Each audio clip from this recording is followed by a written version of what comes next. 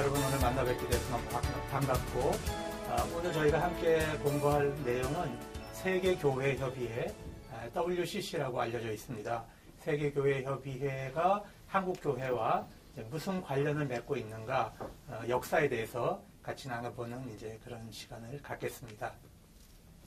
여러분 우리 그 한국교회 한국 역사 속으로 들어가시면요, 1910년도에 일본 사람들이 한국을 강점할 때에 이제 105인 사건이라고 하는 것을 일으킵니다. 한국에서 이제 민족운동 하시는 분들을 이제 주로 서북 지역의 분들을 잡아서 이제 고문해서 105인을 기소한 사건인데, 사실상 거기에 90명 이상 되는 분들이 기독교인입니다. 그러니까 일본 사람들이 이제 서북 지역에 있는 기독교를 말살할 목적을 가지고 그때 기독교인들을 탄압을 했습니다. 이때 이 사건을 전 세계에 알린 사람들이 이제 선교사들이었습니다.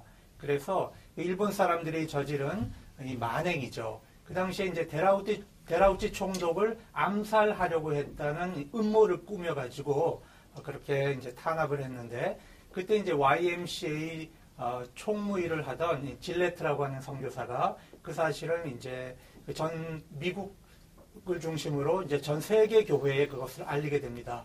그래서 전 세계의 이제 기독교회가 그 문제를 가지고 일본 정부에다 압력을 넣어서 일본이 결국에는 승복을 하고 이제 105인 관계자들을 풀어줘야만 하는 그런 사건이 있었습니다. 그것은 무슨 일을 의미하냐 하면은, 이 교회라고 하는 것은 한 나라의 조직이 아니라 전 세계적으로 한 몸을 이루고 있습니다. 그래서 기독교에서는 교회를 그리스도의 몸이라고 하는데, 세계의 모든 그리스도의 교회가 한 몸이다라고 하는 그런 신앙을 가지고 있습니다. 그래서 교회 안에는 에큐메니컬 운동, 연합운동을 이제 하게 됩니다. 한국 교회가 이 세계 교회와 공식적으로 관계를 맺은 것은 YMCA라고 하는 조직을 통해서 관계를 맺었는데, 그것은 이제 개인들의 단체였고요. 한국 교회가 이제 하나가 된 사건은 1924년도에 이제 NCC라고 하는 것이 만들어집니다. 그 당시는 조선 예수교 연합 공의회라고 있습니다. 1924년에 그것을 만들어서 세계교회 이제 국제선교협의회라고 하는 단체에 가맹을 하게 되고, 거기서 1928년도에 이제 한국의 대표 6명들이 이제 국제선교와 관계를 갖게 됩니다. 그러면서 우리가 한국교회 안에서 여러분이 잘 알고 계시는 이제 상록수라든지 또 농촌계몽운동 있지 않습니까? 그 대회를 다녀와서 교회가 이제 적극적으로 농촌계몽운동을 하게 됩니다. 그래서 이 1960년대에 세계교회와 관계를 맺으면서 한국교회가 더욱더 적극적인 이제 사회 참여 운동을 하게 되는 것입니다. 이렇게 한국교회가 이제 세계교회와 관계를 맺다가 1937년도에 일본 사람들이 전쟁을 일으킵니다. 중국을 침략하죠. 이러면서 이제 한국 사회를 병참 기지화 해가면서 한국교회에 강력하게 이제 신사참배를 강요하게 됩니다. 그렇게 해서 한국교회는 어쩔 수 없이 세계교회와 모든 관계가 끊기고 한국교회는 일본 교회에 종속되는 그런 이제 슬픈 운명을 맞게 됩니다. 그래서 한국교회가 세계 에큐메니컬 운동과 단절이 됩니다. 1937년도부터 해방될 때까지 단절이 됩니다. 이때에 세계교회는 2차 세계대전 이후에 전 세계교회를 하나로 묶는 그런 연합운동이 일어났습니다. 그래서 1948년도에 네덜란드 암스테르담에서 세계교회협의회라고 하는 그런 이제 에큐메니컬 단체를 조직을 하게 되는데, 이때 이제 한국에는 여러분 아시다시피 우리가 해방 이후에 미군 정치하에 있지 않았습니까? 그러다 보니까 우리 한국교회도 이제 해방이 돼서 세계교회의 일원으로 이제 참여할 기회를 맞게 됩니다. 그래서 1947년도에 장로교회 대표했던 김관식 목사가 이제 그 세계교회 협의회 참여자로 이제 나가게 됩니다. 그렇게 해서 한국교회는 1948년도에 세계교회협의회가 창립될 때 그때 이제 일원으로 참여하게 되고 또 감리교회도 이제 세계교회협의회 일원으로 그렇게 참여하면서 한국 교회는 세계교회와 끊어졌던 그런 이제 에큐메니칼 관계를 새롭게 회복을 하게 됩니다. 최근에 이제 한국 교회 안에서 이 WCC가 용공 아니냐 이제 그런 의심을 하면서 일으키는 분들이 있어요. 그런데 우리가 1950년에 이제 우리 한국에 전쟁이 일어나지 않습니까? 한국 전쟁이 일어났을 때 한국의 NCC가 이 WCC에 전화를 합니다. 그렇게 해서 한국에 지금 이제 북한이 남침을 했는데 이 한국 교회를 좀 도와달라. 전 세계적으로 이 문제를 좀 알려달라. 그래서 이 세계교회협의회가 1950년도에 중앙위원회를 모여가지고 토론토에서 이제 어떤 결정을 하냐 하면 북한이 한국에 남침을 했는데 이 한국 문제를 세계 유엔이 경찰 역할을 해서 평화를 유지하도록 참여해달라. 이제 최초로 이제 유엔이 한국에 참여할 수 있도록 그렇게 이제 영향력을 발휘해 준 단체가 세계교회협의회입니다. 그렇기 때문에 WCC는 절대로 용공일 수가 없는 거죠. 한국에 이 동난이 났을 때 그렇게 도와줬습니다. 그리고 그 후에 이제 전 세계 교회를 조직을 해서 한국이 이제 전쟁에 어려움을 겪고 있을 때 굉장히 많은 이제 물자를 보내주고 구호품을 보내줬습니다. 그래서 그 시대에 전 세계 교회가 이제 한국 사람들을 이제 살리는 한국을 기아로부터 이제 구제해내는 그런 일을 하는데 가장 앞장섰던 기구가 이제 세계교회 협의회라고 할 수가 있겠습니다. 그리고 이제 그런데 한국에 이승만 대통령 있었잖아요. 이분이 이제 굉장히 강력한 반공 정책을 했습니다. 그런데 WCC는 그 당시에 자본주의권 교회와 이 사회주의권 교회가 함께 모여 있었거든요. 그러다 보니까 한국의 강력한 반공주의 국가다 보니까 사회주의권 교회가 들어와 있다는 것을 이해할 수가 없었어요. 어떻게 사회주의에 무슨 교회가 있냐?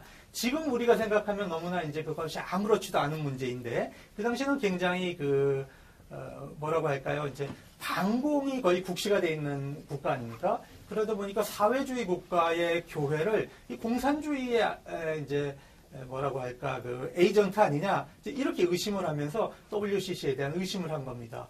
그래서 이제 1954년도에 미국의 에반스턴이라고 하는 데서 이제 제2차 WCC 총회가 열렸는데, 이때 이제 한국에 여러분이 알고 계시는 한경직 목사님이 대표로 가게 이제 그렇게 있으셨어요. 그 당시만 해도 이제 한경직 목사님은 세계적인 인물이었고, 한국을 대표하는 이제 그런 인물이었습니다. 그래서 이제 다 준비가 돼 있었는데 이승만 대통령이 여권을 안 준 겁니다. 여권을 안 줘서 한경직 목사님이 이제 그 대회에 참여를 못 하셨어요. 그런데 반대로 이제 굉장히 반공을 얘기하는 그런 기독교 모임이 있을 때는 이제 여권을 금방금방 내줘서 거기에는 이제 참여할 수 있도록 하면서 WCC 모임에는 그렇게 이제 이승만 대통령이 의심을 하고 이제 사실은 박해를 했던 이제 그런 경험을 가지고 있습니다. 그럼에도 불구하고 이제 WCC는 우리나라에 이제 계속적인 이제 구호 활동을 했습니다. 그리고 또 한 번 이제 한국에 좀 슬픈 경험이 있는데 1959년도쯤에요. 우리 장로교회가 큰 장로교회가 하나였는데 그때 이제 분열이 됩니다. 그래서 뭐 합동과 이제 통합이 분열되는데 그 과정에서 지도자들끼리 이제 여러 가지 갈등이 좀 있었는데 그 중에 이제 갈등 중에 하나가 이 WCC 문제를 이제 오해했던 분들이 계세요. 그래서 이 WCC 문제를 가지고 이제 사실은 교회가 이제 교권적인 갈등이었는데 밖으로 표출되기는 사실 이제 WCC 문제로 표출이 됐어요. 그래서 교단이 갈라졌습니다. 그래서 장로교 이제 통합 측에서는 교회를 다시 합치기 위해서 WCC 활동을 한 10년간 중지한다. 이제 그렇게 결정을 했습니다. 그래서 통합 측에서 장로교가 이제 오랫동안 참여하지 못했고 그 반면에 이제 감리교와 이제 기독교 장로교는 이제 WCC 안에서 굉장히 열심히 활동을 했습니다. 그래서 그 시기에는 별로 WCC 문제가 한국 사회 안에서 가시화되지를 못했습니다. 그러다가 이제 1970년이 되면서 이제 장로교 통합 측이 다시 WCC에 가입을 하게 됩니다. 그래서 이제 활동을 하는데, 여러분 그때 아시지만 박정희 대통령이 1972년도에 이제 유신을 결정하잖아요. 그리고 1975년도부터 뭐 민청학년 사건 이렇게 해서 인권 문제가, 민주화 인권 문제가 굉장히 이제 심각하게 일어날 때입니다. 그런데 이제 WCC는 굉장히 그 전 세계적인 인권 문제에 관심을 많이 가지고 있었습니다. 60년대는 특별히 이제 흑인 차별 문제를 가지고 이제 흑인의 인권 문제를 돕기 위해서 마틴 루터 킹을 굉장히 이제 서포트했고, 그 다음에 이제 남아프리카 공화국에서는 만델라가 그 당시에 이제 젊었었는데 그때도 이제 많이 서포트를 했습니다. 그리고 우리가 이제 산업사회가 이제 경제 성장을 하다 보니까 그 당시 이제 노동자들의 문제가 또 심각했습니다. 그래서 이제 산업 선교 활동을 하는 것을 WCC가 이제 서포트를 굉장히 적극적으로 합니다. 그렇게 이제 그 민주화 인권 문제를 WCC가 굉장히 서포트를 해서 그 당시에 한국의 개신교회가 보수적인 분들은 이제 보수적인 정권을 또 지지했지만 또 진보적인 분들은 굉장히 민주화 운동에 앞장을 섰었거든요. 그런데 그 모든 재정이라든지 여러 가지 이제 후원을 WCC가 뒤에서 서포트를 해준 겁니다. 그래서 WCC는 한국이 민주화되는데 굉장히 이제 커다란 공헌을 한 것도 사실입니다. 그리고 나서 이제 1980년대로 들어오게 되는데요. 1980년대에는 우리가 이제 광주 민주화 운동 일어나잖아요. 그죠? 그리고 나서 1980년대부터 이제 한국 사회가 이제 서서히 통일 문제가 이제 부각되기 시작을 합니다. 그래서 한국은 그 당시만 해도 통일 얘기를 하면 다 잡혀갔습니다. 그래서 한국에서 통일 문제를 교회가 무슨 회의를 하려고 좀 준비를 하면은 기관원들이 와서 다 이제 못하게 하고 막 막고 그랬어요. 그래서 이제 이 통일 문제를 하기 위해서 이 WCC가 이제 일본의 이제 도잔소라고 하는 데서 이제 회의를 주관하고 전 세계 교회를 모아서 한국이 평화적인 통일을 이루는데 이제 도움을 주자, 이렇게 해서 이제 서포트를 했습니다. 그래서 1980년대 중반에 가면 북한에는 이제 조선기독교도 연맹이라고 하는 것이 있었습니다. 조선 그리스도교 연맹이죠, 그 당시는. 그런데 이제 그분들이 정말 기독교인이냐 아니냐, 이제 그건 별로 중요한 문제가 아니고, 중요한 것은 민간인 단체로서 최초로 남과 북이 만나는 길을 WCC가 놓아준 겁니다. 그렇게 해서 1980년대 이제 통일운동을 하는데도 WCC가 굉장히 이제 중요한 기여를 했다고 하는 것입니다. 그래서 한국 사회의 전반적인 부분, 또 한국 교회가 발전되는 부분에 있어서 WCC가 굉장히 큰 기여를 해온 것이 사실입니다.